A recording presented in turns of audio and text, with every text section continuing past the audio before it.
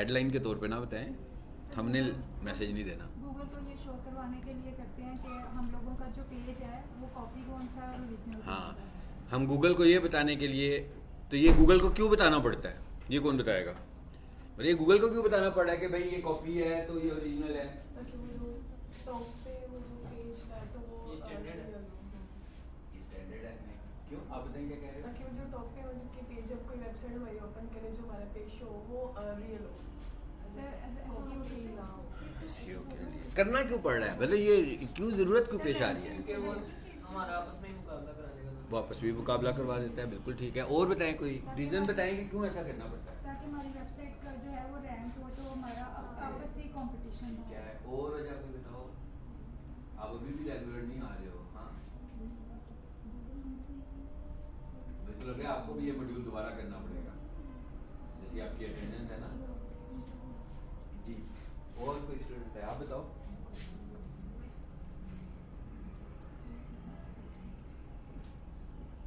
जी आप बताएं। मेहरुनी साहब, आपने पढ़ा था लेक्चर? नहीं, ऑनलाइन भी नहीं।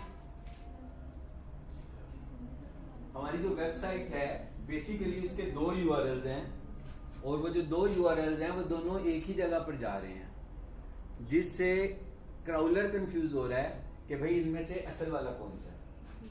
किसी भी वेबसाइट के दो यूआरएल्स कौन से हैं वाला?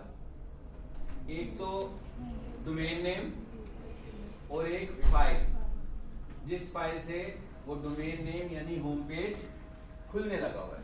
तो हमारे पास दो हो गई ना चीजें। अब वो जो दो चीजें उसके पास है, उसको लग रहा है कि भाई इसमें से ओरिजिनल कौन से वाला है और कॉपी कौन से वाला है। सो ये बताने के लिए गूगल हमें कहता है कि भाई ये कैनोनिकल का टैग है ना, इसको हेड में इस्तेमाल करो और इसे इस्तेमाल उस फाइल में करो जो ओरिजिनल फाइल है, और ओरिजिनल फाइल के अंदर आकर मुझे बताओ कि असल वाला कौन सा है। क्योंकि देखें, एक तो डोमेन नेम है, वो तो वर्चुअल है, फिजिकल फाइल तो नहीं है। फिजिकल फाइल कौन सी है? इंडेक्स है।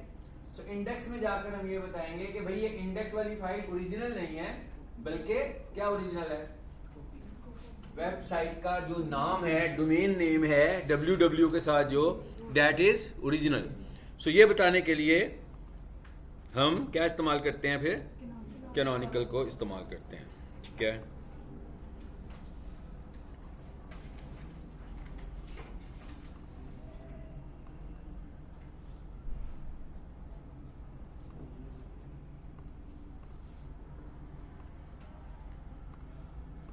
सर हमारी जो फाइल है जो हम लोगों ने यूज़ की थी HTML में एडिटिंग के लिए, उसका नाम इंडेक्स ही होना जरूरी है। हाँ जी, जिस फाइल को हम होम पेज कहना चाह रहे हैं उस फाइल का नाम इंडेक्स होगा, यानी उसका नाम XYZ ABC नहीं रख सकते, क्योंकि आप जानते हैं कि वो वाली फाइल ऑटोमेटिकली लोड होती है। तो ऑटोमेटिकली कुछ लोड करवाने के लिए मैसेज तो देना पड़ेगा ना कि भाई ये वाली पिक करनी है आपने।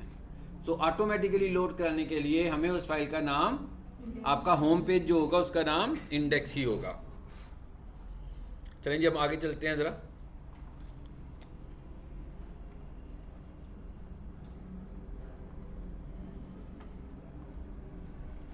आज हम दो टॉपिक्स को देखने लगे हैं।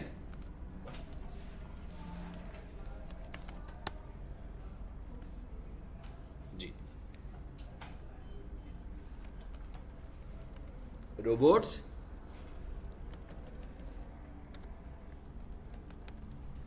.txt एक फाइल है, और साइट मैप .xml, ये दोनों ही हमारे पास जो हैं टेक्निकल SEO के फैक्टर्स हैं।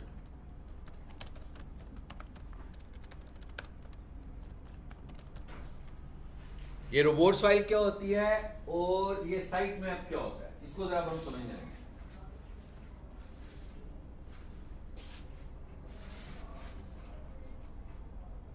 ये तो मैंने वैसे ही टॉपिक लिख दिया कि हम पढ़ने क्या जा रहे हैं, सिर्फ आपको समझाने के लिए मैंने।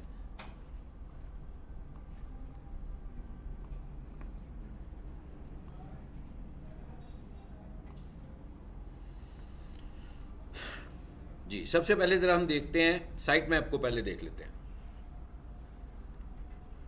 साइट मैप नाम से तो वैसे कुछ अंदाजा हो रहा है कि वेबसाइट का कोई मैप है, जैसे गूगल मैप है। जब हमने एक जगह से दूसरी जगह जाना होता है तो हमें इस गूगल मैप की ज़रूरत होती है और फिज़िकली हम इसको फॉलो करते हुए एक जगह से दूसरी जगह पहुंच जाते हैं। ये पर्पज़ होता है गूगल मैप का, ऐसे ही है ना, लोकेशन जो हमें मिल जाती है। इसी तरह अब हम ये चाह रहे हैं कि हम अपनी वेबसाइट का भी एक मैप बना दें, ताकि अगर कोई उस वेबसाइट पर आए, उस वेबसाइट को अंडरस्टैंड करने के लिए कि इस वेबसाइट का स्ट्रक्चर कैसा है, तो उसको उस वेबसाइट का पूरा मैप मिल जाए। बिल्कुल ऐसी है जैसे हम ये कहें भी बहुत बड़ी बिल्डिंग है, कोई हफीज सेंटर की बात कर लें, पैकेजेस माल की बात कर लें, ठीक है, कितनी बड़ी स्पेस है। अब कोई बंदा फर्स्ट टाइम वहाँ पर जाए और वो किसी खास ब्रांड के अंदर जाना चाहे, मैकडोनल्ड जाना चाहे, तो पहली तो उसको तो इतना तो उसको पता है कि पैकेजेस माल में है, लेकिन उसको इतना नहीं पता कि वो कहाँ पर है। तो क्या हो, बाहर एक बहुत बड़ा बोर्ड लगाओ एंट्रेंस पर, और वहाँ पर अंदर जितने भी ऑफिसेज हैं सबके मुतालिक लिखाओ कि भाई ये इस फ्लोर पर है, ये इस फ्लोर पर है, ये इसका शॉप नंबर है, इस जगह जाने का ये रूट बना हुआ है, मैप की शक्ल में वो सब लिखाओ। तो आने वाले के लिए सहूलत होगी। पहली दफ़ा बेशक आया, लेकिन उसको सहूलत हो जाएगी। अब थोड़ी देर के लिए सोचते हैं कि ऐसा नहीं है और स्टिल वो मैकडोनल्ड तक जाना चाहता है। अभी वो क्या करेगा, पहले फ्लोर पर जाएगा, ग्राउंड फ्लोर पे आएगा, लोगों से पूछेगा, फिर सेकंड पर जाएगा, लोगों से पूछेगा, बार बार इंफॉर्मेशन लेता रहेगा और काफ़ी सारा टाइम इसका कंज्यूम होगा और फाइनली काफ़ी टाइम के बाद वो अपनी डेस्टिनेशन पर पहुंच जाएगा। पहले भी पहुंच गया, दूसरी दफ़ा में भी पहुंच गया, लेकिन जब पहली दफ़ा में पहुंचा तो बहुत क्विकली पहुंचा, जल्दी चला गया क्योंकि मैप मिल गया उसको। लेकिन जब दूसरी दफ़ा की बारी आई तो उस दफ़ा वो ढूंढता ढूंढता पहुंचा। तो ऐसा भी हो सकता है कि कम टाइम लगे और ऐसा भी हो सकता है कि एक्स्ट्राऑर्डिनरी ज़्यादा टाइम लग जाए उसको ढूंढते हुए। सो मैप का तो ये पर्पज़ हो गया। अब साइट मैप का क्या पर्पज़ है? देखिए, हम अपनी वेबसाइट को रैंक करवा रहे हैं, ऐसे ही है ना। हमारी वेबसाइट को रैंक कराने में रोल किसका है? गूगल का। हम अपनी वेबसाइट गूगल को सबमिट करते हैं। इसी तरह हमारे कंपटीटर्स ने भी अपनी वेबसाइट गूगल को सबमिट की हुई है। इसका मतलब क्या हुआ? कंपटीशन हो गया। गूगल के पास तो बहुत सारी वेबसाइट्स आ गई हैं। अब गूगल ने क्या करना है? हर वेबसाइट को देखना है कि भाई कौन सी वेबसाइट ज्यादा बेहतर है। बिल्कुल ऐसे ही है ना, जैसे मैं आप सबका एग्जाम ले लेता हूं, ठीक है, कुछ टॉप 10 स्टूडेंट्स हैं, कुछ टॉप 5 स्टूडेंट्स हैं या टॉप 3 स्टूडेंट्स हैं। भाई उनका आपस में बहुत कंपटीशन होगा, मतलब सब कुछ अटेम्प्ट कर लिया उन्होंने, एक जैसे मार्क्स भी आ जाएंगे जैसे स्कूल में होता है। आप देखते हैं पॉइंट्स में भी नंबर चले जाते हैं आगे से, ऐसी है ना, कि एक के इतने नंबर आए, एक के इतने 11.5 नंबर आए तो वो पहले नंबर पर आ गया, जिसके 11 थे वो दूसरे नंबर पर चला गया। तो पॉइंट में भी नंबर चले जाते हैं, कंपटीशन होने की वजह से जाते हैं ना। इसी तरह कंपटीशन है। हम ये चाहते हैं कि जब गूगल को हमारी वेबसाइट के मुतालिक पता लगे तो हम पहले ही उसको अपनी वेबसाइट के मुतालिक इन शॉर्ट अपना पूरा मैप दे दें कि भाई ये हमारी वेबसाइट का मैप है। अब फायदा क्या होगा? बजाय इसके कि गूगल ढूंढना शुरू हो जाए, गूगल को पता लग गया भाई इस वेबसाइट का स्ट्रक्चर क्या है। जैसे पता लग गया भाई इधर जाना है, पहले फर्स्ट फ्लोर पर आना है, फर्स्ट फ्लोर के ऊपर रूम नंबर 2, वहां पर क्लास हो रही है, सीधा सीधा पता लग गया। नहीं तो कहा जाएगा पीक सोल्यूशन में क्लास हो रही है इसमें और फर्स्ट फ्लोर के रूम नंबर 1 में क्लास हो रही है, फर्क है ना, ज़्यादा अंडरस्टैंडेबल हो गया। इसी तरह हमने कहा कि भाई ये वेबसाइट का होम पेज है, इसके अंदर ये सब कुछ है।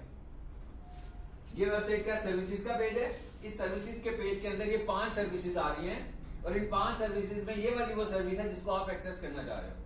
तो क्या हुआ? हर चीज की डिटेल मिल गई। गूगल ने आपकी वेबसाइट को खोल के पढ़ना तो नहीं है, गूगल ने तो सिर्फ उसको इंडेक्स करना है, पढ़ना तो लोगों ने।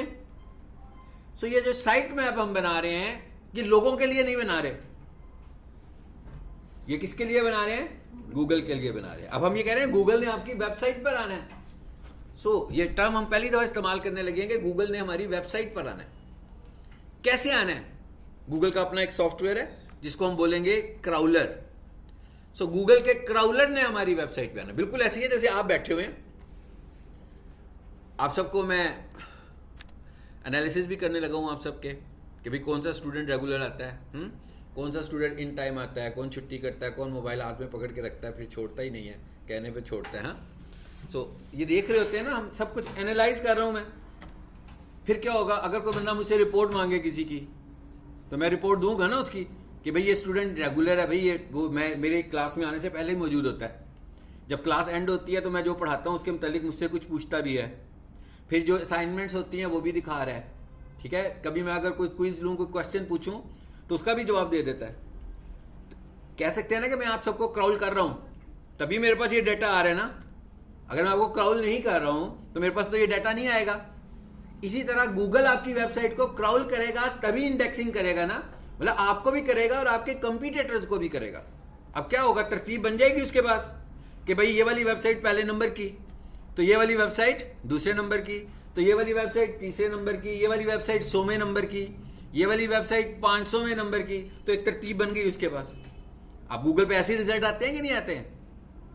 गूगल पे कुछ सर्च करते हो ऐसे ही आते हैं ना भाई, पहले पेज के ऊपर 10 रिजल्ट आ रहे हैं, फिर बिल्कुल बॉटम पर जो 2 लिखा हुआ आता है, फिर उस पर क्लिक करते हो, फिर उस पर 10 रिजल्ट आ जाते हैं। या फिर एक ऑप्शन ऐसा होता है कि आप मोबाइल से देख रहे होते हो, 6-7 वेबसाइट नजर आती हैं, नीचे लिखा होता है रीड मोर, है ना, मोर का बटन होता है ना, फिर आप क्लिक करते हो, फिर और वेबसाइट्स आ जाती हैं, फिर मोर पे क्लिक करते हो, फिर और वेबसाइट्स आ जाती है। इसका मतलब क्या हुआ, कुछ ना कुछ तो रैंकिंग की हुई है उसने, तरतीब लगा रहा है, और ये तरतीब बदल भी सकती है। कैसे बदलेगी? जब कोई नई वेबसाइट ऊपर आ रही होगी, उसकी एसईओ बेहतर हो रही होगी, तो जो पहले वाली वेबसाइट होगी वो नीचे चली जाएगी और नीचे वाली वेबसाइट ऊपर आ जाएगी। तो ये सब कुछ पॉसिबल कैसे हो रहा है? ये सब कुछ पॉसिबल हो रहा है गूगल के सॉफ्टवेयर क्राउलर से। कि क्राउलर क्या करता है, आपकी वेबसाइट्स को क्राउल कर रहा है, क्राउल कर रहा है, देख रहा है कि क्या हो रहा है आपकी वेबसाइट में, क्या गूगल उस स्टैंडर्ड्स, आप उसके स्टैंडर्ड्स को पूरा कर रहे हैं कि पूरा नहीं कर रहे हैं। जैसे मैंने अभी आपसे कहा कि मैंने एनालिसिस किया, मेरे हाथ में एक शीट होगी तो मैं इवैल्यूएशन करूंगा ना। सपोज अगर मुझे ये कहा जाए कि भाई आपने क्या काम करना है कि रोजाना क्लास के एंड पर ईच स्टूडेंट की इवैल्यूएशन करके भेजनी है। बड़ा मुश्किल काम है, मतलब पढ़ाऊंगा नहीं, फिर मैं यही काम होगा वैसे। लेकिन अगर मुझे ये कहा जाए आज क्लास खत्म हुई, मैंने कुछ तरतीब लगा दी स्टूडेंट्स की, ऐसे ही है ना, स्टूडेंट्स की अगर 40 स्टूडेंट्स हैं तो मैंने कुछ तरतीब लगा दी। कल जब क्लास खत्म हुई तो फिर मैंने कल एक तरतीब लिखी, मैंने नामों के आगे मैंने लिख दिया भाई ये आज की क्लास में पहले नंबर पर, ये आज की क्लास में तीसरे नंबर पर। अब ये वाली इवैल्यूएशन मैं करता जा रहा हूं और 1 महीने तक मैंने किया। नीचे कोई बंदा बैठा हुआ है जो मेरी रोजाना की इवैल्यूएशन को देखता है और तरतीब लगा रहा है, लग रही है तरतीब इसके पास। आफ्टर 10 डेज कोई एक स्टूडेंट ऐसा होगा ना जो टॉप पर आ रहा होगा एज एन एवरेज, कोई एक स्टूडेंट आ रहा होगा जो दूसरे नंबर पर आ रहा होगा, कोई एक स्टूडेंट होगा वो तीसरे नंबर पर। इसका मतलब क्या हुआ, पहले क्या हो रहा है, क्राउल, क्राउल के बाद क्या हो रही है, इंडेक्सिंग, इंडेक्सिंग भी तो हो रही है, नंबरिंग भी तो होने लगी हुई है। यानी मैंने तो नंबर लगाया आज के लिए, लेकिन कल बदल गया ना, वो डे आफ्टर टुमारो फिर बदल गया। तो इसका मतलब क्या हुआ, तरतीब चेंज होती जाएगी। जो आज पहले नंबर पर हो सकता है कल दूसरे नंबर पर हो, तो वो अपनी पोजीशन को लूज करेगा।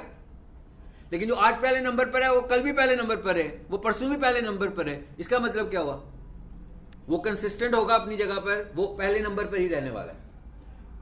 तो हम क्या कह रहे हैं कि जो हमारी वेबसाइट्स हैं जो हम बना रहे हैं, गूगल क्या करता है, सबसे पहले आपकी वेबसाइट्स को क्राउल करता है। जैसे मैं आप सबको देख रहा हूं भाई, कौन क्या कर रहा है, हाँ मैं सबको देखने लगा हूं, इट इज लाइक का क्राउलिंग। उसके बाद मेरे हाथ में कोई कागज है तो मैं आपकी इवैल्यूएशन भी करना शुरू हो जाता हूं स्टूडेंट्स की, इट इज कॉल्ड इंडेक्सिंग। ठीक है, अब मिसाल के तौर पर आपके साथ कोई स्टूडेंट विजिटर के तौर पर आ जाता है, जिसका जो इस कॉलेज का स्टूडेंट भी नहीं है, वो ट्रायल क्लास पे भी नहीं है, बल्कि वो सिर्फ एक स्टूडेंट के साथ आकर बैठ गया। अब मैं सबको क्रॉल कर रहा हूं, आपको लगता है मैं उसे क्रॉल करूंगा? उसको तो नहीं मैंने तरतीब में लाना ना, उसकी तो इंडेक्सिंग भी नहीं करनी मुझे। इसी तरह गूगल के जो स्टैंडर्ड पूरे नहीं कर रहा होगा, गूगल ऐसी वेबसाइट्स को क्राउल भी नहीं करेगा। तो जब वो क्राउल ही नहीं होंगी तो इसका मतलब है इंडेक्सिंग का तो सवाल ही पैदा नहीं होता, रैंकिंग का तो सवाल ही पैदा नहीं होता। तो अब हमें समझ में आ गया कि पहला प्रोसेस क्या है, जो हमारी रिक्वायरमेंट होनी चाहिए कि भाई हमारी वेबसाइट क्राउल हो, क्राउल होने के बाद हमारी वेबसाइट इंडेक्स हो। अब हमें ये तो समझ में आ गया कि गूगल का क्राउलर है क्या, समझ में आ गया ना सबको। अब हम ये कह रहे हैं कि भाई गूगल ने जब हमारी वेबसाइट को क्राउल करना है तो उसे कोई ना कोई डाटा तो चाहिए ना, जिस डाटा की बेस पर वो क्राउल करेगा। तो उसने सबसे पहले देखना है कि ये एक खास टॉपिक की वेबसाइट है, इसके ऊपर कितनी वेबसाइट है। भाई 1 मिलियन है, 10,000 हैं, 100,000 हैं, भाई ये तो बड़ा लंबा चौड़ा काम हो गया उसके लिए, बड़ा मुश्किल काम भी है उसके लिए। सो अब हम क्या कह रहे हैं, हम ये कहते हैं कि भाई हम अपनी वेबसाइट का साइट मैप बनाते हैं और गूगल को सबमिट कर देते हैं। ताकि गूगल जब हमारी वेबसाइट को देखे तो उसे ये देखने की जरूरत ही ना पड़े कि इस वेबसाइट का स्ट्रक्चर कैसा है, बल्कि वो साइट मैप ही हमारी वेबसाइट का स्ट्रक्चर उसको बता रहे। It is the purpose of site map. समझ में आ गया क्या पर्पज होता है साइट मैप का? ताकि हम अपनी वेबसाइट का स्ट्रक्चर बता दें उसको। क्या स्ट्रक्चर है भाई? Home, about us, services, gallery, FAQ, contact us. कल को क्या हुआ? थोड़ा सा चेंज हो गया, इसका मतलब क्या हुआ? स्ट्रक्चर बदल गया ना, फिर दोबारा से इसे सबमिट करना पड़ेगा नए सिरे से। जब जब आपका स्ट्रक्चर बदलेगा आपको नए सिरे से अपना साइट मैप सबमिट करना पड़ेगा। बिल्कुल ऐसे ही है जैसे आज हम फर्स्ट फ्लोर पे रूम नंबर 1 नहीं है, यहाँ 2 है, यहाँ पे क्लास ले रहे हैं अभी। साल के बाद क्या होता है? पूरे का पूरा स्ट्रक्चर ही चेंज हो जाता है। नीचे बन जाती है बेसमेंट, फिर आ जाती है ग्राउंड फ्लोर, फिर इस जगह पर 3-4 कमरे बना देते हैं। अब जो नया पुराना स्टूडेंट है उसके लिए तो ये बिल्कुल चेंज आ गया ना। अब वो पुराने मैप के ऊपर तो नहीं चलेगा, पुराने मैप पे तो उसे कुछ समझ में नहीं आएगी कि कहाँ है काली का वो कमरा जहां में पढ़ता होता था। तो इसका मतलब क्या हुआ कि उसको नए सिरे से इस एड्रेस को समझने की जरूरत पड़ेगी। इसी तरह जब आपकी वेबसाइट का स्ट्रक्चर तब्दील हो जाए तो आपको क्या करना है? हर दफा जब स्ट्रक्चर चेंज करोगे उसमें कोई एक नॉमिनल चेंज भी होगी, हम उसको दोबारा से साइट मैप सबमिट करेंगे। क्लियर? सबको समझ में आ गया? अब ये साइट मैप क्या है? अभी तक हम जो कुछ पढ़ रहे थे हम HTML फाइलें पढ़ रहे थे, ऐसे ही है। आज हम जो कुछ पढ़ने लगे हैं ये HTML नहीं है, ना तो रोबोट्स की फाइल HTML है और ना साइट मैप की फाइल HTML है। XML का मतलब होता है एक्सटेंडेड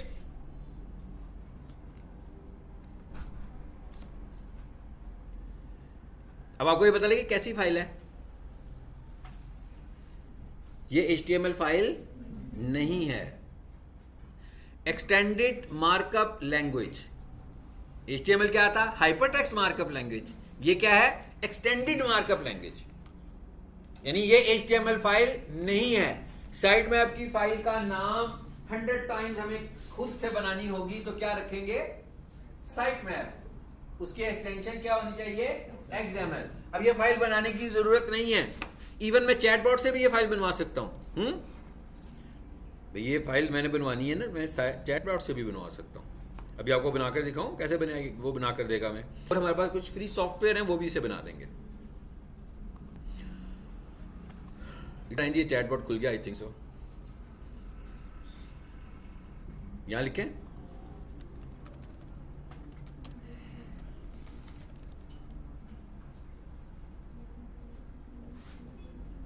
जी, मैंने क्या लिखा? क्रिएट साइट मैप ऑफ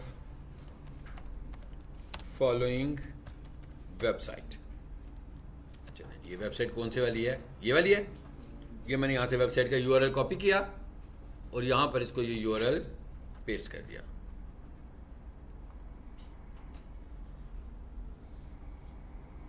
जी, देखें क्या हुआ? बन गई। ऊपर क्या कह रहा है? कॉपी। कहता है अगर आपको इसमें कोई चेंज करनी हो तो एडिट भी कर सकते हैं। कहता है ये आपकी साइट मैप की फाइल बन गई है। नीचे आओ, क्या कहता है? पूरे का पूरा तरीका भी इसने बता दिया क्या करना है आपने इसको। कहता है भाई इस फाइल को सेव कर लो।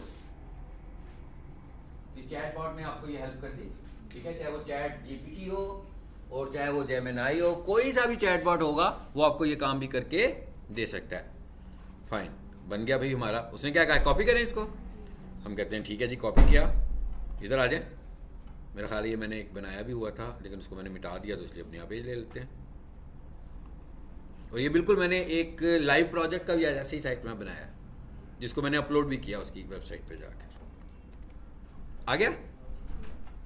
चलो जी, बन गई। परेशान होने की जरूरत नहीं। ये क्या लिखा हुआ है भाई, इसकी लाइनों को पढ़ने की भी जरूरत नहीं है। हाँ, ये सारी की सारी कम्युनिकेशन किसके लिए हो रही है? ये सारी की सारी गूगल क्राउलर के लिए इंफॉर्मेशन तैयार की है हमने। अब उसने क्या कहा था कि इसको सेव कर लो अपने पास। मैंने इसे नोटपैड में खोला, फाइल में आया, सेव एज किया और किस नाम से सेव करना है? sitemap.xml, not text. तो इसको मैंने किया यूं और ऑल फाइल्स कर दिया। भाई अगर तो नोटपैड यूज कर रहा हूं ना, नोटपैड बाय डिफॉल्ट उसकी चॉइस क्या होती है? वो कैसी फाइल बनाता है? txt फाइल बनाता है। इस दफा हमारी चॉइस क्या है? XML है। सो हमें XML फाइल बनानी है। तो अब आप इसको जिस जगह पर सेव करना चाहते हैं, फिर फॉर एग्जांपल मैं आपको समझाने के लिए सेव ऐसे किसी और जगह पे रख लेता हूँ। हम कहते हैं भाई इसको डेस्कटॉप पे रख लो। चलिए डेस्कटॉप पे रखना मुनासिब नहीं होता, वैसे आप इसे ना कोशिश किया करें अपनी फाइलों को डी ड्राइव में रखें और आप अपनी हार्ड डिस्क की एक से ज़्यादा पार्टीशंस लाजमी करें। बन गया? ये साइट में फाइल क्रिएट हो गई। आपने देख लिया, मुझे सिर्फ कॉन्सेप्ट होना चाहिए, उसके बाद मुझे बनाने की ज़रूरत भी नहीं पड़ी, मुझे टाइप करने की ज़रूरत भी नहीं पड़ी, बल्कि मैंने सिर्फ इस तरह आप किसी भी वेबसाइट का साइट मैप क्रिएट कर सकते हो। मतलब आपने प्रैक्टिस करनी होगी, आप पीक सोल्यूशन की वेबसाइट का साइट मैप बना लो भाई। सिर्फ उसको ये बताना है कि भाई मुझे साइट मैप बना दो, वो कहेगा बन गया भाई, इसे कॉपी करो, एक फाइल में लेकर जाओ, इसका नाम रखो साइट मैप और इसकी एक्सटेंशन रखो XML। चलो ये साइट मैप क्रिएट हो गया।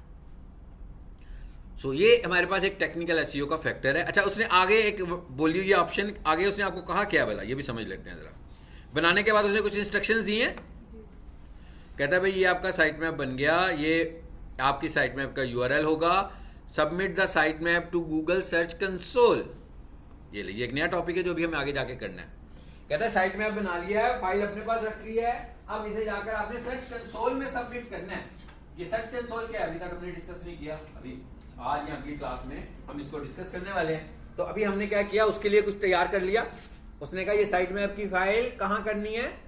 सर्च कंसोल में सबमिट करनी है और वेबसाइट में अपलोड करनी है। वेबसाइट में अपलोड करने का मतलब भैया आपने ऑफलाइन वेबसाइट बना ली ना, वहीं पर फाइल को सेव कर लें, तो जब आप वेबसाइट को लाइव करेंगे तो ऑटोमेटिकली अपलोड भी हो जाएगी। But at the same time हमें इसे सर्च कंसोल में भी लेकर जाना है। ये सर्च कंसोल क्या होता है ये भी हम डिस्कस करते हैं, इसके बाद हम इसी को डिस्कस करेंगे। सबको क्लियर हो गया साइट मैप क्या होता है? जी, आप लोगों को कुछ पता लगा मैं क्या बातचीत कर रहा हूँ? न्यू स्टूडेंट्स जो हैं, कुछ अंदाजा हुआ कितने न्यू स्टूडेंट्स हैं? 3 लोग हो, 1 2 और 3। आगे भी कोई है न्यू जो है? आज कितने दिन से? 4 दिन से।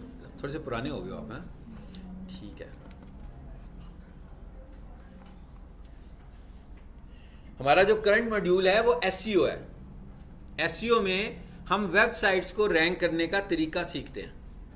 हम वेबसाइट को रैंक करने का तरीका सीख रहे हैं। सो ये क्या काम किया हमने, गूगल ने कहा कि भाई अगर आप अपनी वेबसाइट को रैंक करवाना चाहते हो तो क्या करो, अपनी वेबसाइट का साइट मैप बनाओ। हमने साइट मैप बना लिया। अगले फेज में हम ये गूगल को बताएंगे कि भाई साइट मैप बन गया, ये लो, ये आपको हमने सबमिट भी कर दिया। सो ये हमने साइट मैप बनाया। साइट मैप क्या है? बेसिकली हमने अपनी वेबसाइट का स्ट्रक्चर गूगल को बताया, लिखकर बता दिया कि भाई ये हमारी वेबसाइट का स्ट्रक्चर है, जो भी मैंने आपको थोड़ी देर पहले एग्जांपल दी थी। तो जब हमारा स्ट्रक्चर उसके पास आ गया तो इसका मतलब क्या हुआ कि जब वो हमारी वेबसाइट को इंडेक्स करने की कोशिश करेगा तो उसे सहूलत होगी कि भाई इस वेबसाइट में कहाँ कहाँ पर क्या क्या पड़ा हुआ है। ठीक है। अच्छा, अब दूसरी चीज क्या आती थी हमारे पास, यानी इसका मतलब क्या हुआ, साइट मैप बनाया है अभी हमने, इसके आगे का पार्ट अभी नहीं किया। वो पार्ट क्या था, इसे सर्च कंसोल में सबमिट करना है। सर्च कंसोल अभी देखेंगे क्या होता है, जब वो समझ में आएगा फिर उसमें जाकर सबमिट करेंगे हम। तो आप समझ लोगे इसका आधा काम हो गया, आधा काम रह गया। ठीक है। अच्छा, दूसरी चीज क्या थी, रोबोट्स फाइल। अच्छा, रोबोट क्या है? बॉट्स का नाम सबने सुना हुआ है ना। मैं कहा बॉट्स का नाम तो सबने सुना हुआ है कि भाई ये बॉट इस तरह काम करने लगे हुए हैं। आजकल का जो वक्त है वो बॉट्स का ही वक्त है। ये बॉट्स ने किया, ये बॉट्स ने वेबसाइट हैक कर ली। ठीक है। आप कोई वेबसाइट यूज कर रहे होते हो, उसमें भी पूछ रहा होता है आर यू ह्यूमन। ठीक है, तो आप उसे क्लिक करते हो आई एम नॉट रोबोट, है ना। तो अब ये गूगल का रोबोट है, ये गूगल का एक बॉट है जिसे हमने बताना है कि भाई ये हमारी वेबसाइट है। जब मैंने उसे बता दिया कि ये हमारी वेबसाइट है तो वेबसाइट के अंदर बहुत सारा कंटेंट हो सकता है। उसमें से कुछ कंटेंट तो होगा जो ऑप्टिमाइजेशन में इस्तेमाल होगा और कुछ कंटेंट होगा जो ऑप्टिमाइजेशन में इस्तेमाल नहीं होगा, यानी उसको रैंक करने की जरूरत नहीं है, बट स्टिल वो सपोर्टिंग डाटा है हमारे पास। यानी वो वाला डाटा हमारे पास सपोर्टिंग है, सपोर्ट करने के लिए हमने इसको रखा हुआ है, लेकिन वो रैंकिंग में उसका कोई रोल नहीं है। चलिए जी, हाँ जरा ये रोबोट की फाइल खोलते हैं पहले, ताकि कुछ थोड़ा सा आपको इसकी स्टोरी समझ में आए पहले, फिर आगे चलते हैं।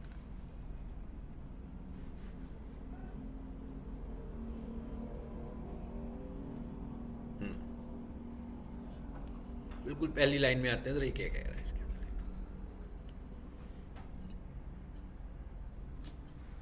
जी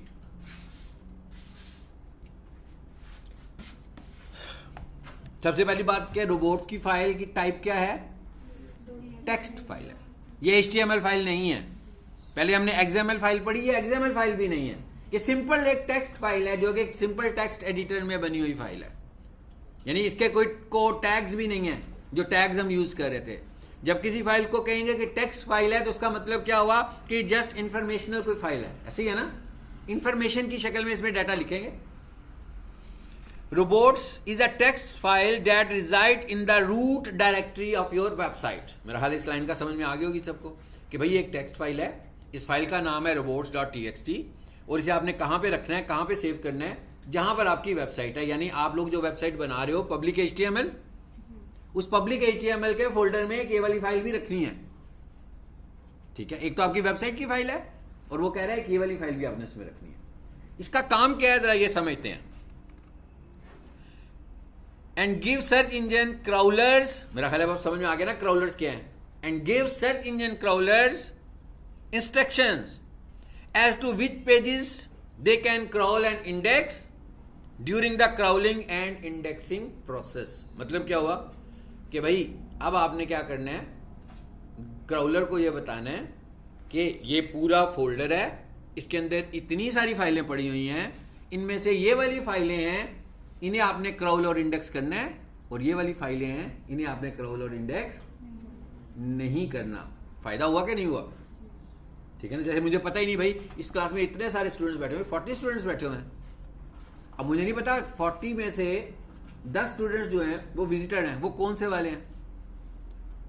तो अगर मुझे पहले ही बता दिया जाए कि भाई ये जो 10 स्टूडेंट्स हैं ना, ये विजिटर हैं, जिनको हमने राइट साइड पे बॉटम पे बिठाया हुआ है, पीछे वाली साइड पे, हाँ ये विजिटर्स हैं, ये कॉलेज के स्टूडेंट्स नहीं हैं। अब मुझे कंफर्टेबल हो गया हूं मैं कि मुझे किन स्टूडेंट से कम्युनिकेट करना है या किन से नहीं करना। ये यूं कह लेते हैं कि भाई इस साइड पर जो एक टीचर छुट्टी पर हैं, उन्होंने उनके स्टूडेंट्स को भी भेज दिया। स्कूलों में ऐसे ही करते हैं ना, अक्सर छुट्टी भी हो तो उसी क्लास में बिठा देते हैं जाकर। तो हम कहते हैं भाई ये इस तरफ जो स्टूडेंट्स बैठे हुए हैं, ये मेरे एक्टिव स्टूडेंट्स हैं, ये स्टूडेंट्स सिर्फ ऐसे बैठे हुए हैं कि इनको बैठना है यहाँ पे। ठीक है, तो अब ये बात इन्फॉर्मेशन आ गई ना मेरे पास।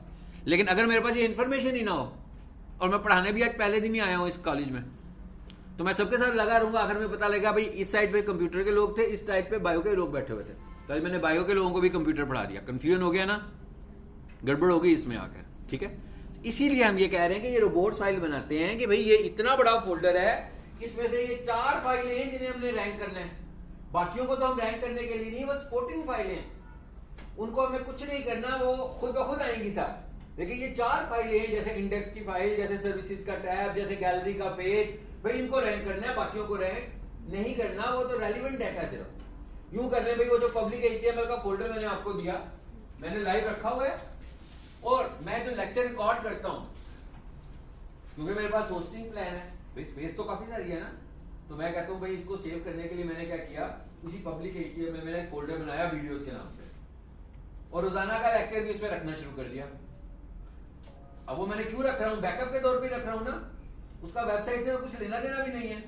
इसका मतलब क्या हुआ, क्या मैं उस वीडियोस के फोल्डर को क्राउल करना चाहूंगा कि नहीं? नहीं होना चाहिए ना भाई, वो तो उसका तो वेबसाइट से कुछ लेना देना ही नहीं है। यहाँ पे मैंने एक फोल्डर बनाया टेम्प के नाम से, कुछ चेंजेस करता हूं मैं, और फिर नई फाइलें अपडेट कर लेता हूं, लेकिन एक पुरानी फाइल भी तो है। मैं ये चाहता हूं कि जब मैं किसी फाइल को बदलूं तो पुरानी फाइल वाला वर्जन भी मेरे पास रहे, और नई फाइल का वर्जन तो आएगा ही। तो वो जो पुरानी फाइल का वर्जन है उसे मैं कहां सेव कर लेता हूं, टेम्प में। तो भाई अब मैंने आज चेंजेस की, कल की, पूरा महीना भर किसी की वेबसाइट की SEO करता रहा, तो रोजाना मैं फाइलें बना रहा हूं ना, अपडेट कर रहा हूं। तो इसका मतलब क्या हुआ, रोजाना पुरानी फाइल अपडेट हो जाती है। तो मैंने क्या किया, जो पुरानी फाइल है उसका एक वर्जन कहां पे रख लेता हूं, टेम्प में। अब आप मुझे बताइए, टेम्प के फोल्डर को क्राउल होना चाहिए? नहीं होना चाहिए, क्योंकि वो तो टेक्स्ट डाटा ही नहीं है। टेक्स्ट डाटा तो पब्लिक HTML में पड़ा हुआ है, बट स्टिल मैंने वहां पे रखा हुआ। ये सब कुछ बताने के लिए हम क्या कर रहे हैं भाई, रोबोट्स की फाइल बना रहे हैं। अब आपको रोबोट्स की फाइल का पर्पस समझ में आ गया कि भाई सिंपल सी बात है कि गूगल के क्रॉलर को ये कहने लगे हैं कि ये वाली फाइलें हैं, इन्हें क्रॉल करो, और ये वाली फाइलें हैं, इन्हें क्रॉल नहीं करना आपने। ये जस्ट पढ़ी नहीं है, इनको वेबसाइट में रैंक कराने के लिए इस्तेमाल नहीं कर रहे हम, ये तो सिर्फ डाटा के तौर पर हमने यहाँ पे रखा हुआ है इसको। लेकिन ये वाली चीजें जिन्हें तुमने क्रॉल करना है, यानी इसका मतलब क्या हुआ कि दो रूल डिफाइन करने हमने, ऐसे ही है ना। एक रूल में क्या कहना है कि ये फोल्डर, ये फाइल है, इसे क्रॉल करो, और एक रूल में क्या कहना है कि भाई ये वाला जो फोल्डर है ना, इसे क्रॉल नहीं करना। जिसे मैं क्रॉल करवा रहा हूं एक्चुअली उसे मैं इंडेक्स करवा रहा हूं, जिसे मैं इंडेक्स करवा रहा हूं एक्चुअली मैं उसे रैंक करवा रहा हूं, और जिसे मैं क्रॉल नहीं करवा रहा, इसका मतलब ये हुआ इसका तो मेरी वेबसाइट से कुछ भी लेना देना नहीं है। जी समझ में आया? रोबोट्स की फाइल का पर्पस क्या है? क्या पर्पस है? दो फाइल हम लोगों ने क्रॉल करानी है और कौन सी नहीं करवानी है। सिंपल, हमने 2-3 रूल डिफाइन करने हैं कि क्या अलाउ करना है और क्या डिस अलाउ करना है, या अलाउ नहीं करना, यानी क्या अलाउ करना है और क्या डिस अलाउ करना है। जिसे हम अलाउ करेंगे वो क्रॉलर के पास डेटा जाएगा, जिसे हम डिस अलाउ कर देंगे क्रॉलर उसको यूज नहीं करेगा। अब आगे क्या लिखा हुआ है जी? Robots file is a plain text file, ठीक हो गया। कंसिस्ट ऑफ 1 और मोर रूल्स, यही बताया ना आपको मैंने, ठीक हो गया। और आगे आ जाए जरा, रोबोट्स एक्सक्लूशन स्टैंडर्ड, एक वर्ड बोला मैंने, बड़ा मुश्किल सा वर्ड है, रोबोट एक्सक्लूशन स्टैंडर्ड, है ना। थोड़ी देर पहले यही एक्सप्लेन कर रहा था, मैंने कहा यही एक्सप्लेन कर रहा था ना, रोबोट एक्सक्लूशन स्टैंडर्ड क्या था? वो डिसअलाउ। मैंने कहा जिस चीज को मैं क्रॉल नहीं करना चाहता वो क्या है? डिसअलाउ कर रहा था ना, तो उसके लिए उसने क्या वर्ड इस्तेमाल किया? रोबोट एक्सक्लूशन स्टैंडर्ड, कि भाई क्या इंक्लूड करना है और क्या इंक्लूड नहीं करना, हमें क्या चीज शामिल करनी है और कौन सी चीज शामिल नहीं करनी। और नीचे आ जाए। अच्छा, अब जरा ये कुछ FAQs आ रहे हैं साथ साथ। हाँ, what happened if you don't have a robot file? ये हम इतनी देर से इसको डिस्कस कर रहे हैं ना, आगे से एक क्वेश्चन हमने बना लिया। हमने कहा भाई अगर हम रोबोट फाइल बनाते ही नहीं है भाई, फिर क्या होगा? फिर वही होगा जो भी मैंने एग्जांपल दी कि मैं बायो के बच्चों को भी पढ़ा दूंगा, मैं कंप्यूटर के बच्चों को भी कंप्यूटर ही पढ़ा दूंगा, ऐसे ही है ना, गड़बड़ हो जाएगी ना। यानी फिर क्या होगा कि भाई आपकी पूरी वेबसाइट में जितना भी डाटा पड़ा हुआ है गूगल सबको क्रॉल करेगा। चलिए थोड़ी देर के लिए सोचे कर लें तो क्रॉल भी क्या हो गया, बायो के लोग अगर आज कंप्यूटर सीख कर चले गए हैं तो कोई नुकसान तो नहीं हुआ उनका ना, हाँ इसमें कुछ फायदा ही हुआ है ना। ये हम इसलिए कर रहे हैं, इसकी वजह क्या है इस तरह करने की? इस तरह करने की वजह यह है कि भाई क्रॉलर के पास इतना टाइम नहीं है, हाँ, कि वो सबको पढ़ाता फिरेगा कि भाई इनको भी पढ़ाएगा उनको भी पढ़ाएगा, ऐसे नहीं करेगा। क्रॉलर के पास ये टाइम नहीं है। क्रॉलर ने आपकी वेबसाइट पर आना है बहुत थोड़े टाइम के लिए, बहुत ही लिमिटेड टाइम है। कितना टाइम है? Not specified, but in seconds, not in minutes. और ये जो क्रॉलर का टाइम होता है इसको हम टेक्निकली कॉल करते हैं क्रॉल बजट। यानी क्रॉलर ने किसी वेबसाइट को क्रॉल करने के लिए कितना टाइम वहां स्पेंड करना है इज कॉल्ड क्रॉल का बजट बहुत कम है आपकी वेबसाइट के लिए। इसका मतलब क्या हुआ? जब क्रॉल का बजट इतना कम है तो हम भी उसको अपनी खास चीजें ही बताएं ना, क्योंकि अगर हम उसको उसमें इतना कुछ डाटा बता देंगे, ऐसा भी हो सकता है कि वो इररिलेवेंट चीजों को रीड करे और रेलिवेंट तक कभी पहुंचे ही ना और उसका क्रॉल बजट खत्म हो जाए। तो जब उसका क्रॉल बजट खत्म हुआ तो क्या हुआ? वो तो चला गया। मतलब हमारी वेबसाइट आज क्रॉल नहीं हुई। अब जब वो नेक्स्ट विजिट पे आएगा फिर ऐसा ही हो सकता है। तो इसका मतलब हो सकता है कि ये भी हो कि भाई आ तो रहा है क्रॉलर आपकी वेबसाइट पर, मगर क्रॉल बजट की वजह से वो उस जगह पे ही नहीं पहुंच पाता जो आप क्रॉल करना चाहते हैं, क्योंकि आपने अलाउ और डिसअलाउ डिफाइन नहीं किया। तो हमें ये बताना पड़ेगा कि भाई किसे क्रॉल करो और किसे क्रॉल ना करो। तो अब हमें ये पता लग गया कि व्हाट हैपन, समझ में आ गया क्या होगा? क्या होगा? क्या होगा? गूगल को पता नहीं चलेगा कि किस गूगल को नहीं पता लगेगा भाई। गूगल आपकी पूरी की पूरी वेबसाइट की एक एक फाइल को क्रॉल करना शुरू हो जाएगा। वो मेरे वीडियोस के फोल्डर को भी क्रॉल करेगा। और मैं पिछले 4 साल से पढ़ा रहा हूं भाई, वो 4 साल की वीडियोस पढ़ी हैं, वो नहीं कोई क्रॉल करने लगा हुआ है। असल जगह पर तो वो जा ही नहीं रहा, गड़बड़ हो गई ना। तो मुझे क्या करना है? वीडियोस के फोल्डर को डिसअलाउ कर देना है, ठीक है। चलिए और नीचे आ जाते हैं।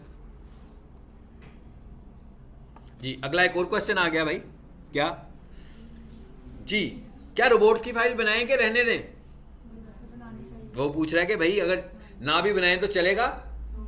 नहीं चलेगा। ये एसईओ का बहुत स्ट्रॉन्ग फैक्टर है। रोबोट्स की फाइल आपको बनानी है। ये तो कहानी बड़ी देर से मैं बता रहा हूं, है ना, why we use robots file. चलिए आगे चलते हैं। अच्छा, आगे लिखा हुआ है एक टू इंपॉर्टेंट थिंग्स। ये क्या है भाई, ये सर समझ लेते हैं।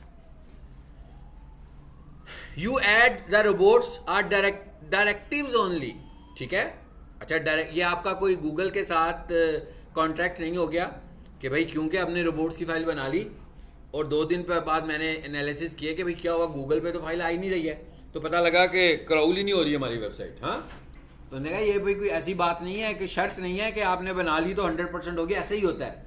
मगर आप चैलेंज नहीं कर सकते इसको कि क्योंकि आपने रोबोट्स की फाइल बनाई तो गूगल लाजमी आज की तारीख में आपकी वेबसाइट को क्रॉल करने आएगा। गूगल का अपना एक मैकेनिज्म है जिस पर उसने वेबसाइट्स को क्रॉल करने आना होता है, ठीक है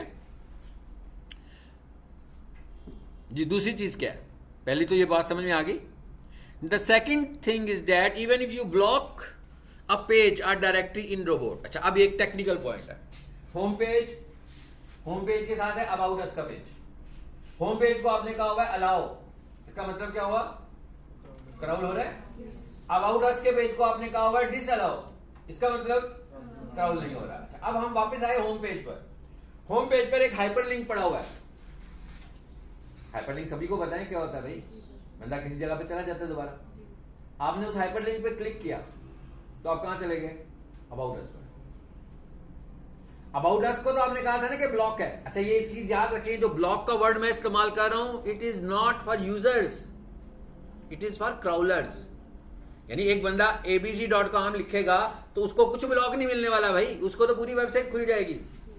ये ब्लॉक और नॉन ब्लॉक टर्म किसके लिए, सिर्फ क्राउलर के लिए। अब क्राउलर को ये पता लग गया मुझे अबाउट अस को क्राउल नहीं करना, बट स्टिल वो कहां से क्राउल हो रही है, वो हाइपरलिंक से तो क्राउल हो जाएगी ना, क्योंकि जब उस पर क्लिक होगा तो वो होम पेज से क्लिक हुआ, होम पेज से जो क्लिक हुआ, होम पेज तो अलाउड था।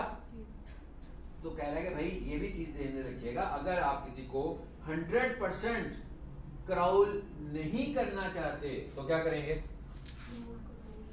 तो उसके हाइपरलिंक्स भी नहीं होने चाहिए। ऐसा ना हो कि किसी ऐसे पेज पर वो मौजूद हो जहां से वो क्राउल हो रहा हो, यानी उसे ऐसे पेज पे भी मौजूद नहीं होना चाहिए जो क्राउलेबल हो। अगर आप चाहते हैं कि ये पेज क्राउल ना हो तो किसी ऐसे पेज पर भी ना हो जो क्राउलेबल हो। अगर उसके लिंक्स बने हुए हैं तो फॉर द टाइम बीइंग आपको उन लिंक्स को डेड करना पड़ेगा। डेड का पता ही आपको कैसे करते हैं भाई, हाइपरलिंक में href वाला जो हिस्सा होता है उसको खाली कर दें, हैश लगा दें उसमें, तो डेड हो गया। फिर जब जरूरत पड़ेगी दोबारा से हाइपरलिंक में उसका एड्रेस ऐड कर दें। चलो जी, ये भी हमें पता लग गया। अब आ गया हमारे पास कि भाई ये फाइल बनानी कैसे है। अब एक काम करते हैं, किसी फाइल का रोबोट्स खोल लेते हैं।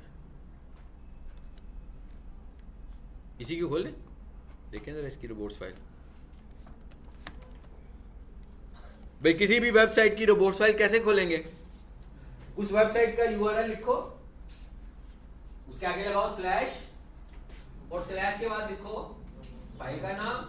फाइल का क्या नाम है, robots.txt। हमने क्या लिखा, sofa carpet washing services.com/robots.txt। ठीक है, इससे ये भी टेस्ट हो जाएगा कि रोबोट्स फाइल है कि नहीं है।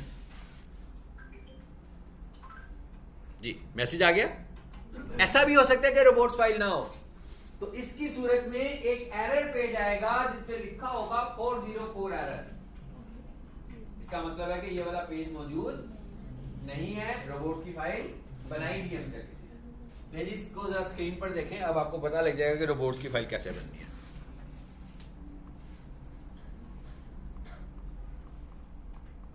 बस ये देखिए, 3 रूल्स हमें नजर आ गए हैं, 2-3 रूल्स। पहला रूल है यूजर एजेंट, दूसरा रूल है अलाउ, तीसरा रूल है डिसअलाउ, और आखिर में है चौथे नंबर पर साइट मैप। अभी आपने बनाया साइट मैप, भाई गूगल तक पहुंचाना है ना साइट मैप। अभी तो साइट मैप बना है, गूगल तक कैसे पहुंच रहा है, रोबोट्स फाइल के जरिए। गूगल तक कैसे पहुंच रहा है, यानी गूगल को कैसे पता लगेगा कि आपका साइट मैप है कि नहीं है। फॉर द टाइमिंग समझ लें कि मैं ये वाली लाइन निकाल देता हूं, इसका मतलब क्या हुआ, गूगल को ये मैसेज नहीं जाएगा कि आपकी वेबसाइट का साइट मैप है।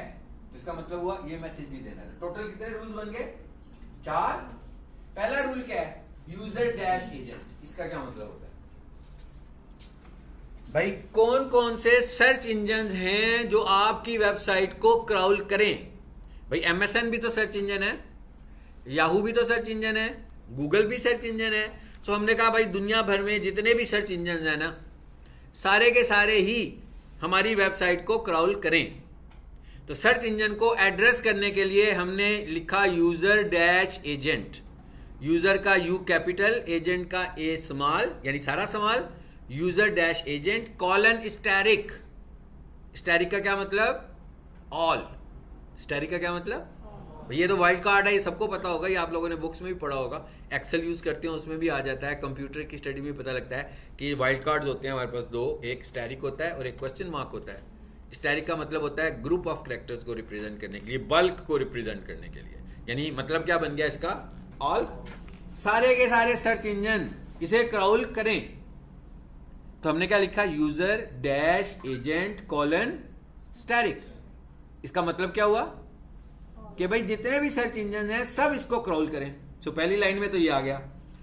दूसरी लाइन में क्या आया?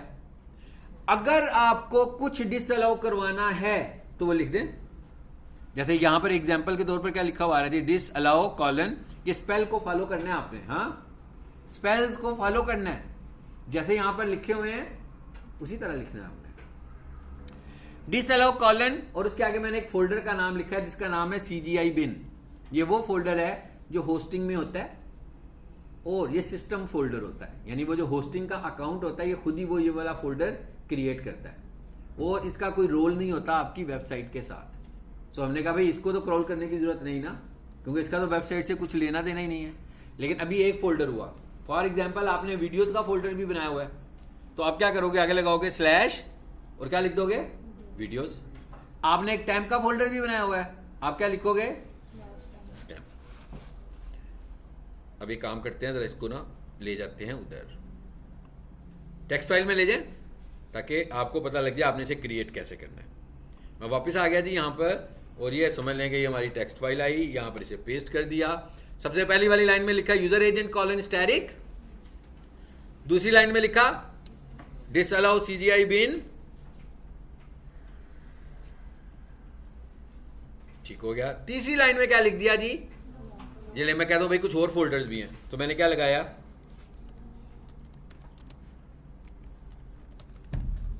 समझ में आ गया? इसके बाद मैंने एक फाइल और भी थी, वो भी आपको जो बताई थी मैंने, क्या थी वो? इसका क्या मतलब हुआ? इस फाइल को भी ना करो, क्राउल नहीं करो। इस तरह आपको जितना कुछ डिसअलाउ करवाना है, ये मैंने एग्जांपल के तौर पर किया भाई, ये नहीं समझना कि अबाउट अस की फाइल को क्राउल नहीं करवाते। हाँ, ये तो जस्ट मैंने आपको एक एग्जांपल देने के लिए बताया, इसको क्राउल करवाना है। हाँ, फॉर द टाइम बिंग ना करवा रहे हो, जैसे इस क्लासरूम में क्लास ना हो कल, क्यों ना हो कि भाई वो दीवार पेंट होनी है यहाँ पे, तो कल के लिए नहीं हो रही ना, परसों हो जाएगी यहाँ पे क्लास। अरे परमानेंटली बंद नहीं किया, ये हम अपनी चॉइस से किसी चीज को अलाउ और डिसअलाउ कह रहे हैं। अच्छा, अब आ जाए आगे, अलाउ कॉलन। भाई ये जितनी चीजें आपको नहीं चाहिए थी आपने उसे क्या कर दिया? डिसअलाउ कर दिया। तो बाकी क्या बच गया? सारे का सारा अलाउ वाला खाना ही बच गया ना। तो आपने लिखा अलाउ कॉलन और आगे कुछ भी नहीं लिखा। इसका क्या मतलब हुआ कि जो कुछ आपने ऊपर मेंशन कर दिया डिसअलाउ, उसके अलावा सब कुछ अलाउड है। ठीक है, कुछ लिखने की जरूरत नहीं है। आखिर में आपने लिखा साइट मैप, ये एक ही लाइन में आना है। मैं जरा इसको छोटा करके आपको दिखा देता हूं, वो मैंने जूम बड़ा किया होता है ना, इसलिए आपको यूं लग रहा है।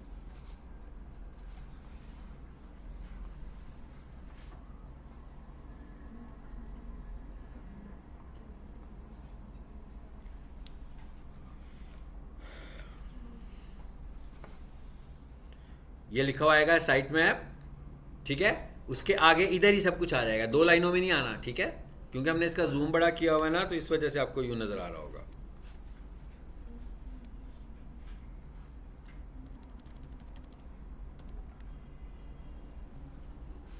वो एड्रेस भी बहुत बड़ा है ना बेसिकली, ठीक है, इस वजह से यूं आ रहा है।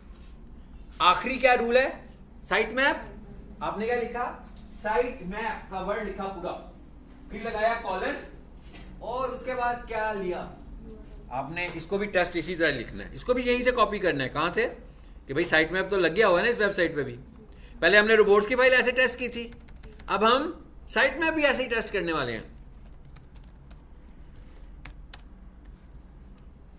आ गया भाई, पूरी फाइल आ गई ना साइट मैप की, ठीक है। इसे किया कॉपी यूआरएल को, और यूआरएल को कॉपी करने के बाद यहां नोटपैड में आए, और फिर चलो साइट मैप आ गया। आपने सीक्वेंस देखा, मैंने पहले क्या सिखाया आपको, हमने पहले रोबोट्स फाइल नहीं पढ़ी, पहले हमने पढ़ा साइट मैप, ताकि हम साइट मैप बना लें, जब हम रोबोट्स में आए तो हमें समझ में आएगा साइट मैप का क्या करना है हमने। सो हमने पहले साइट मैप जनरेट करवाया, उसकी फाइल बन गई, उसके बाद हमने इसको अपलोड किया, जब ये लाइव हो गया उसके बाद हमने इसको रोबोट्स में ऐड किया।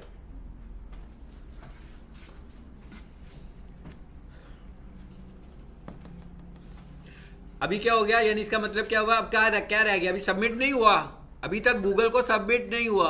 उसने क्या कहा था कि मुझे कहां जाके साइट मैप सबमिट करना है।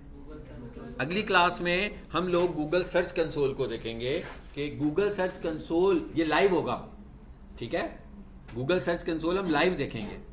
और गूगल सर्च कंसोल किसका बनेगा, किसी एक्टिव वेबसाइट का, नॉन एक्टिव वेबसाइट का नहीं, ऑफलाइन वेबसाइट का भी नहीं, किसी एक्टिव वेबसाइट का।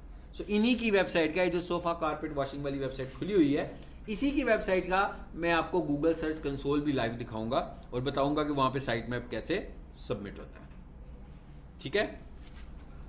अच्छा, अभी मैंने एक टर्म बोल दी, उसको भी हम जरा आज कवर कर लेते हैं इसके साथ। दो चीजें हमने कवर कर ली, हाँ क्या, रोबोट्स की फाइल, साइट मैप की फाइल, एक और चीज मैं आपको बताता हूं, एंड दैट इज 404।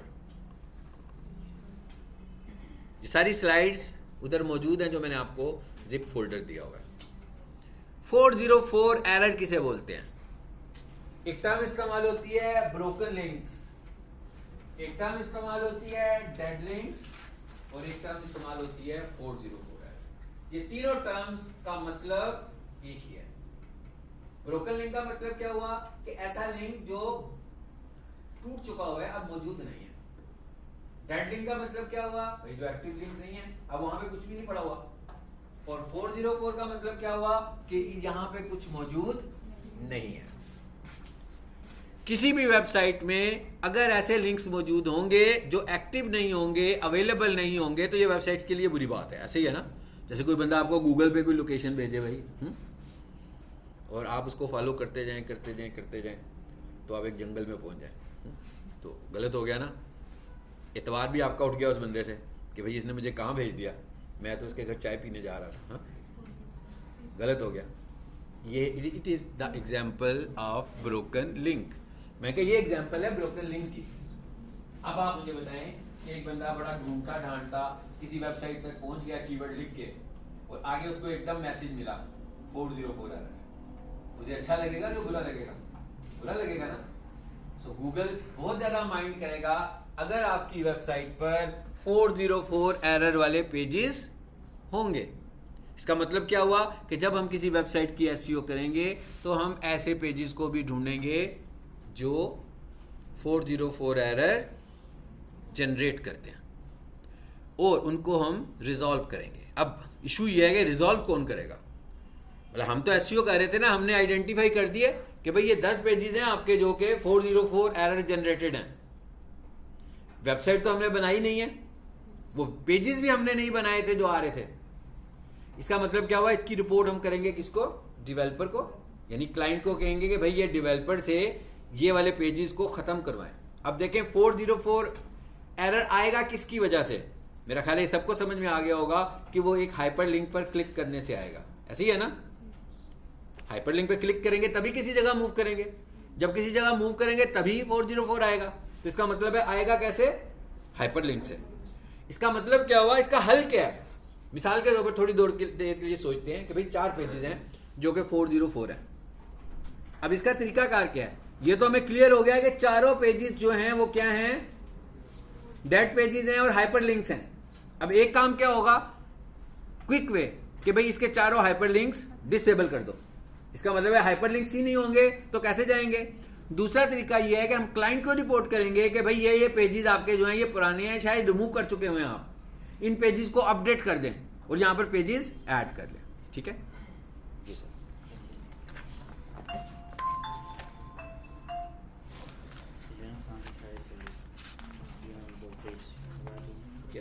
क्या करूं मैं, क्या करना है? मैं आपसे पूछ रहा हूँ कि अभी जो स्टूडेंट बैठे हैं इनके हम सबके नाम लिख लेते हैं। जी लिख ले ठीक है। मैं क्लास बाइंड अप कर लेता हूँ यहाँ और नहीं, मैं बच्चों को फाइल दे देता हूँ, वो अपना अपना नाम लिखते जाएंगे आगे। ये अच्छी बात है, दे दें। पहले बॉयज से फिल करवा लें। यहाँ पे अपना नाम, क्लास स्लिप, नंबर स्लिप दिखाइएगा।